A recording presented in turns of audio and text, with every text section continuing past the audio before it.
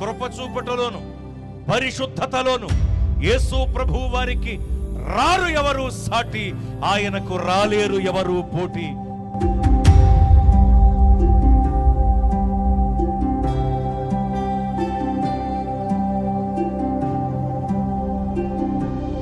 మహిమకు పాత్రుడా, ఘనతకు అర్హుడా, మా చేతులెత్తి మేము నిన్నారాధింతుము. మహిమకు పాత్రుడా, ఘనతకు అర్హుడా, మా చేతులెత్తి మేము నిన్నారాధింతుము.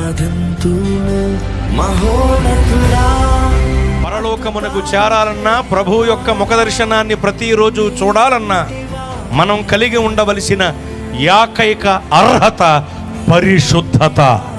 పరిశుద్ధత, పరిశుద్ధతే ఆత్మీయ సౌందర్యం. ఆత్మీయ సౌందర్యం అనే మాటకు అసలు రూపం పరిశుద్ధతే.